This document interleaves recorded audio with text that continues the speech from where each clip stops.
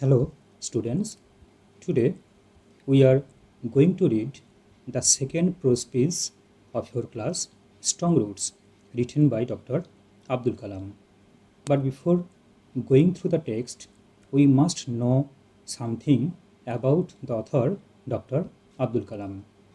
Now, you know, he was, even he is, an inspirational figure to the whole nation of India.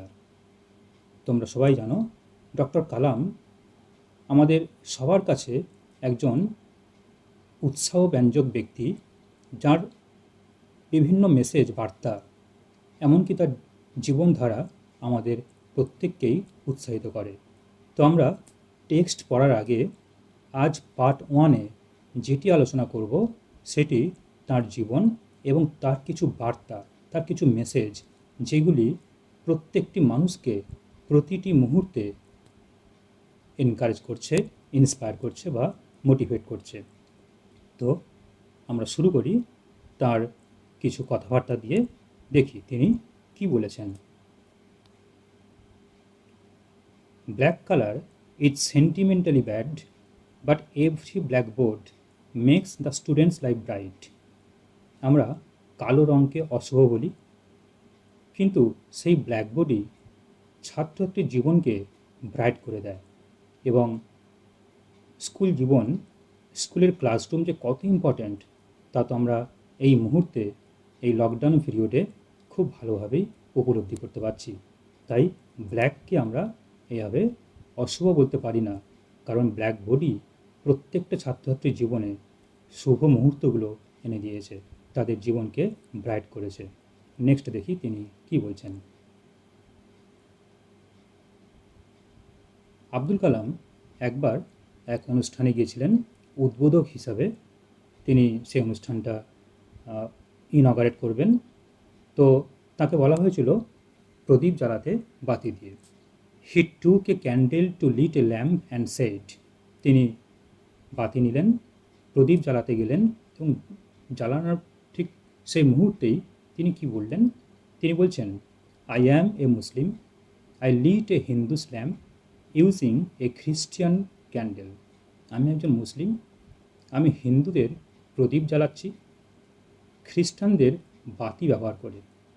তাহলে তিনি মুসলিম, তিনি হিন্দুদের প্রদীপ জ্বালাচ্ছেন খ্রিস্টানদের বাতি ব্যবহার করে। তার এই যে চিন্তাভাবনা, এই যে কথাবার্তা, this should be hour unity in India. Bharat যে বৈচিত্র্যের মধ্যে ঐক্য, সেই বার্তা, সেই মেসেজ তিনি কি সুন্দরভাবে এই কথার মধ্য দিয়ে দিলেন। আজ যখন আমরা সাম্প্রদায়িকতার সমস্যায় জর্জরিত, তখন তার এই কথাটি আমাদের সত্যি এনকারেজ করে। তাই তো আমরা বলি, যদি হিন্দু হতে হয় তাহলে হতে হবে বিবেকানন্দের মতো, যদি মুসলিম হতে হবে ডক্টর কালামের মতো। তাদের কাছে সর্বধর্মই সমান এবং সব থেকে বড় ধর্ম হচ্ছে মনুষ্য ধর্ম। আমরা নেক্সট মেসেজে যাই। ওল্ড ফ্রেন্ডস আর গোল্ড, নিউ ফ্রেন্ডস আর ডায়মন্ডস। এটা তোমাদের জন্য। পুরনো বন্ধু সোনার মতো, নতুন বন্ধু হীরের মতো। If you get diamonds and don't forget gold, because only gold can hold a diamond.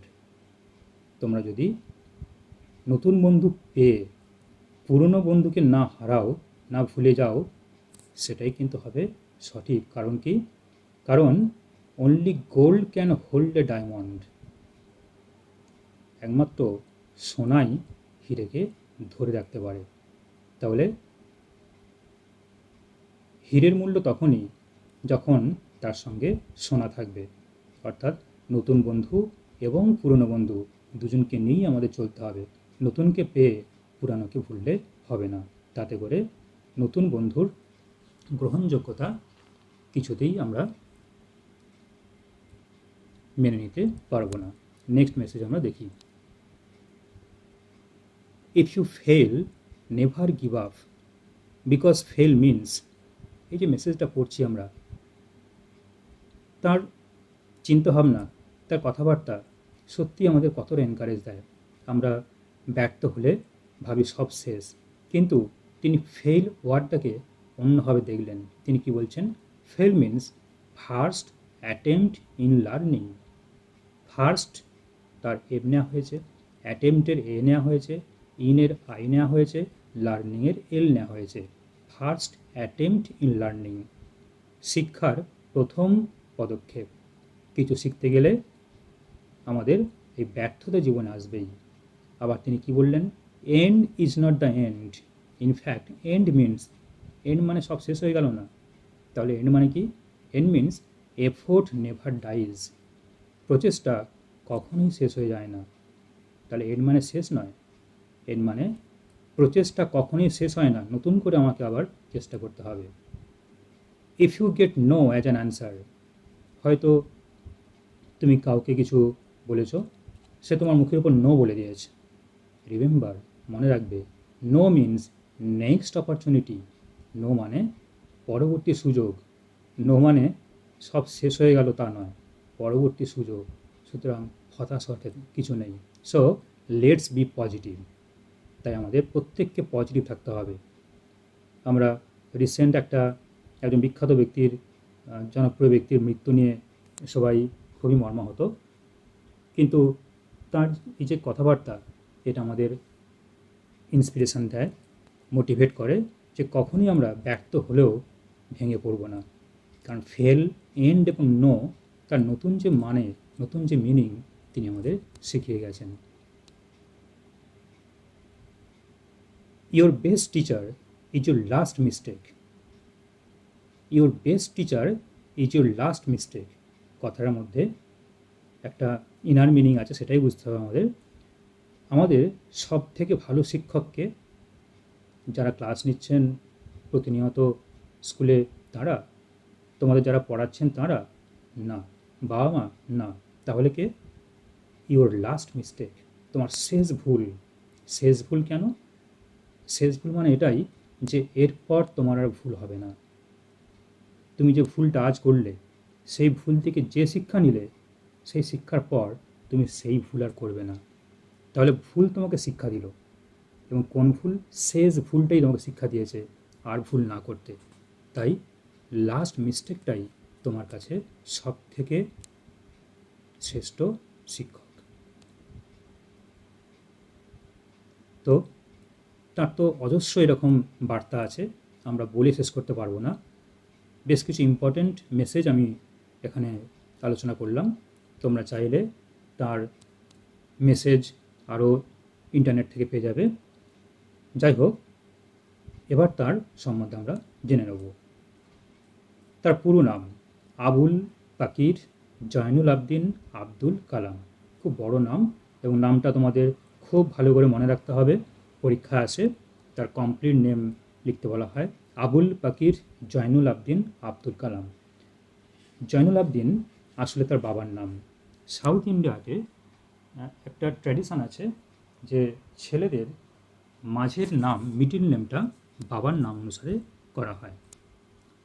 তিনিও ব্যতিক্রম নন। Abul Pakir Jainul Abdeen Abdul Kalam. He was born on 15th October 1931 and died 27th July 2015। আজকে সেই দিন 27শে জুলাই। একটা ইনসিডেন্সি বলবো আমি, যে আজকেই তার মৃত্যুর দিন, 27শে জুলাই 2015 সালে তার মৃত্যু হয়েছিল।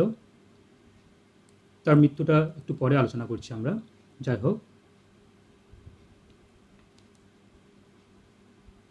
তিনি জন্মেছিলেন কোথায় দেখি? He was born in Rameswaram, চেন্নাইয়ে, and died at Indian Institute of Management, Shillong. এ প্রসঙ্গে বলি, রামেশ্বরম যদি কথাটা আমরা একটু ভেঙে দেখি, রাম ঈশ্বরম। রামেশ্বরম আসলে একটি আইল্যান্ড টাউন, একটি দ্বীপ শহর। তোমরা গুগল ম্যাপে গিয়ে দেখতে পারো, চেন্নাইয়ের কাছে এবং একদম শ্রীলঙ্কার কাছাকাছি। এটা সমুদ্রের উপরেই ছোট্ট দ্বীপ শহর রামেশ্বরম। রাম ঈশ্বরম নাম কেন? কারণ কথিত আছে যে রামায়ণ অনুযায়ী এখান থেকেই রামচন্দ্র তার সেতু তৈরি করে লঙ্কা গিয়েছিলেন এবং সেতু তৈরি করার আগে তিনি শিবকে স্মরণ করেন ও তার পুজোও করেন। আর সেই শিব মন্দির যেটি এখানে স্থাপন করা হয়েছিল সেটি হিন্দুদের কাছে অন্যতম পবিত্র তীর্থস্থান হিসাবে আজ মানে বর্তমানেও গৃহীত হচ্ছে। যাই হোক, সেই রামেশ্বরম আইল্যান্ড টাউন দ্বীপ শহরে তার জন্ম, যেটার আগে নাম ছিল ম্যাড্রাস, এখন নাম চেন্নাইতে। And died at Indian Institute of Management Shillong. তার মৃত্যু হয়েছে শিলংয়ে ইন্ডিয়ান ইনস্টিটিউট অফ ম্যানেজমেন্ট। তিনি সেই প্রতিষ্ঠানে গিয়েছিলেন স্টুডেন্টদের একটি লেকচার দিতে। তোমাদের বলে দিই, ডক্টর কালাম তিনি বড় বিজ্ঞানী হতে পারেন, কিন্তু তিনি বলতেন তিনি সর্বোপরি একজন শিক্ষক। তার ভালো লাগতো স্টুডেন্টদের শিক্ষা দিতে, ক্লাস নিতে। তাই তিনি ব্যস্ত মানুষ হওয়া সত্ত্বেও তিনি শিলং গেলেন ইন্ডিয়ান ইনস্টিটিউট অফ ম্যানেজমেন্টে তার একটি লেকচার দেওয়ার জন্য। যখন তিনি লেকচার হলে প্রবেশ করছেন, সম্ভবত দোতলায়, সিঁড়িতে ওঠার সময় তার শরীরটা কিছুটা খারাপ লাগে, অসুস্থ বোধ করেন তিনি।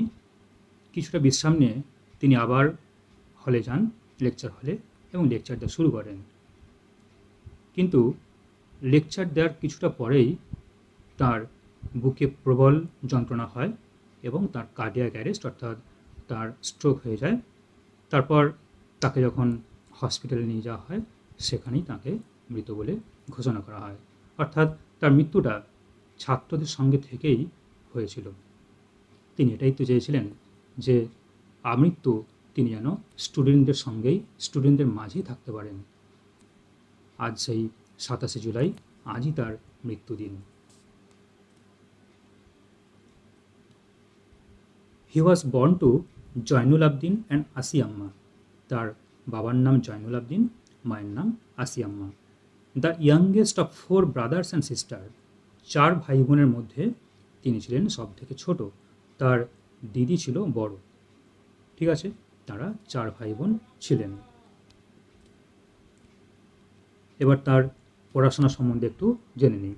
আগেই বলে দিই যে কালাম বলেছেন as a student he was not very brilliant, he scored quite average result.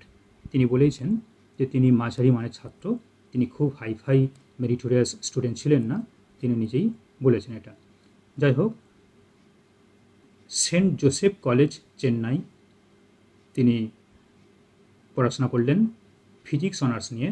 Saint Joseph college তিনি চেন্নাইতে পড়াশোনা করেছেন। এরপর aerospace engineering in Madras institute of টেকনোলজিতে তিনি পড়েছেন। এরোস্পেস ইঞ্জিনিয়ারিং পড়লেন ম্যাড্রাস ইনস্টিটিউট অফ টেকনোলজি। তার লক্ষ্য ছিল to become a fighter pilot. তিনি চেয়েছিলেন যে তিনি বড় হয়ে একজন ফাইটার পাইলট হবেন। কিন্তু তার দুর্ভাগ্য আর আমাদের সৌভাগ্য এটাই যে সেই চান্স তিনি পেয়েও প্রায় পাননি। কেন? এর জন্য ফাইটার পাইলট হওয়ার জন্য তিনি এন্ট্রান্স এক্সাম দিলেন। তার র্যাঙ্ক হলো 9th, all India rank. Indian এয়ারফোর্সে ফাইটার পাইলট হওয়ার জন্য তার র্যাঙ্ক হলো 9th। আর দুর্ভাগ্যক্রমে সে বছর মাত্র 8টি সিট ছিল। 8th পর্যন্ত যে র্যাঙ্ক করেছিল তাকে নেওয়া হয়েছে, 8 জনকে নেওয়া হলো, তার র্যাঙ্ক 9th তাকে নেওয়া হয়নি, ভাগ্যিস নেওয়া হয়নি। তাই তাকে আমরা অন্যভাবে পেলাম, সায়েন্টিস্ট হিসেবে পেলাম, নাহলে তিনি একজন ফাইটার পাইলট হয়ে যেতেন। যাই হোক, he had a huge role in the development of ballistic missile and Pokhran nuclear test 1998। তার বিশাল অবদান আমাদের ভারতবর্ষে ব্যালিস্টিক মিসাইল তৈরি করার ক্ষেত্রে, এবং পোখরানে, রাজস্থানের পোখরানে প্রথম যে নিউক্লিয়ার টেস্ট হয়েছিল 1998 খ্রিস্টাব্দে, তার ছিল বিরাট ভূমিকা এর পেছনে। Abdul Kalam was the 11th president of India. তিনি ভারতবর্ষের 11তম প্রেসিডেন্ট, রাষ্ট্রপতি ছিলেন। তাকে বলি পিপিল প্রেসিডেন্ট। তিনি একমাত্র প্রেসিডেন্ট, রাষ্ট্রপতি, যাকে ইলেকশন ছাড়াই নিয়োগ করা হয়েছিল, কারণ তিনি পিপিল প্রেসিডেন্ট। সমস্ত লোকেরা, বিভিন্ন শাসক দল, বিরোধী দল, সমস্ত পলিটিক্যাল পার্টির লোকেরা সবাই এক বাক্যে তাকে রাষ্ট্রপতি বলে মেনে নিয়েছিলেন। 2002 সাল থেকে 2007 সাল পর্যন্ত তিনি রাষ্ট্রপতি ছিলেন। তো আমরা যে বই থেকে স্ট্রং রুটস নেওয়া হয়েছে সেইটা তার অটোবায়োগ্রাফি দেখতে পাচ্ছি, উইংস অফ ফায়ার, তার আত্মজীবনীর নাম। এবং ভালো করে তাকিয়ে দেখবে যে বইটায় লেখা হয়েছে, আমি পড়ছি, APJ Abdul Kalam, wings of fire, an autobiography with Arun Tiwari. Arun তিওয়ারির সম্বন্ধে আমাদের জানতে হবে একটু। তার আগে বলি যে ডক্টর কালাম তিনি ছিলেন ব্যস্ত মানুষ। তিনি রাত্রে ঘুমাতে যেতেন 2টোর সময়, আর ঘুম থেকে উঠতেন সকাল 6:30টায়। বুঝতে পারছ যে 2টোর সময় তিনি ঘুমাতে যেতেন এবং 6:30টায় উঠতেন। তো প্রায় 18 থেকে 20 ঘন্টা তিনি কাজ করতেন সারাদিনে। এবং তিনি ব্যস্ত মানুষ ছিলেন। সেজন্য এই যে বইটি, তার আত্মজীবনী, মনে রাখতে হবে কালাম নিজে লেখেননি, তিনি তার জীবনের গল্প বলে গেছেন, আর অরুণ তিওয়ারি তিনি বইটি লিখেছেন। আমরা এই প্রসঙ্গে একটু জেনে নিই। Arun Tiwari penned down the book, এই আত্মজীবনী wings of fire Arun Tiwari লিখেছেন। এখন অরুণ তিওয়ারি তিনি বা কেন লিখলেন একটু জেনে নিই আমরা। He use to work in Kalam's lab since 1982। অরুণ তিওয়ারি কালামের ল্যাবে 1982 সাল থেকে কাজ করতেন। কত লোকই কাজ করেন ল্যাব অ্যাসিস্ট্যান্ট হিসাবে, তো সবাইকে কালাম চিনতেন না। কার্যসূত্রে যতটুকু পরিচয় সেটাই, এর বেশি পরিচয় কারোর সঙ্গে তার হয়নি। But Kalam did not know him well until February 1987 in hospital. কিন্তু তিনি একদিন শুনলেন 1987 খ্রিস্টাব্দের ফেব্রুয়ারি মাসে যে Arun Tiwari was hospitalised due to his serious ailment. তিনি প্রচণ্ড অসুস্থ, তিনি হসপিটালে ভর্তি আছেন এবং his condition was quite critical, তার অবস্থা খুবই সংকটজনক ছিল। কালাম খবর পেয়ে হসপিটালে দেখতে গেলেন। দেখতে যাওয়ার পর হসপিটালে কালামের সঙ্গে তিওয়ারির একটা কনভারসেশন আমরা তুলে ধরছি এখানে। কালাম দেখা করে বললেন, is there anything you want me to do for you? আপনি কি আমার কাছ থেকে কিছু আর প্রত্যাশা করেন? আমি আপনার জন্য কি করতে পারি বলুন? তিওয়ারি কি বললেন, গিভ মি ইউর ব্লেসিংস, আপনি আপনার আশীর্বাদটুকু আমাকে দিন, so that I may have longer life to complete at least one of your projects, যাতে করে আমি লঙ্গার লাইফ পাই এবং to complete at least one of your projects, যাতে করে আমার দীর্ঘ জীবন লাভ হয় এবং আমি আপনার অনেকগুলো প্রজেক্ট যে চলছে তার মধ্যে অন্তত একটা যেন প্রজেক্ট কমপ্লিট করতে পারি, অর্থাৎ যেন আপনাকে আমি হেল্প করতে পারি। সেই জন্যই আমাকে জীবন একটু দিন, আপনি আশীর্বাদ করুন। Kalam prayed for his recovery all night. Kalam বাড়ি এসে সারা রাত্রি ধরে অরুণ তিওয়ারির জন্য তিনি প্রে করলেন। তিনি ভেবেছিলেন হয়তো তিওয়ারি তার কাছ থেকে অনেক কিছু চাইবে, এই চাই সেই চাই, কিন্তু এমন জিনিস চেয়েছেন, সেটা কি না কালামের প্রজেক্ট তিনি কমপ্লিট করবেন যদি বেঁচে থাকেন। কালাম সারা রাত্রি প্রে করলেন অ্যান্ড মিরাকুলাসলি, অলৌকিকভাবে mister Tiwari got well within a month. 1 মাসের মধ্যেই মিস্টার তিওয়ারি সুস্থ হয়ে উঠলেন। তার কিন্তু বাঁচার আশা প্রায় ছিল না। and did an excellent job to realize Akash missile airframe. তারপর সুস্থ হওয়ার পর অরুণ তিওয়ারি আকাশ মিসাইল, আমরা জানি আকাশ ক্ষেপণাস্ত্র, সেই আকাশ মিসাইলের যে এয়ারফ্রেম তিনি সেটিকে বাস্তবায়িত করলেন। রিয়েলাইজ মিন্স বাস্তবায়িত করা।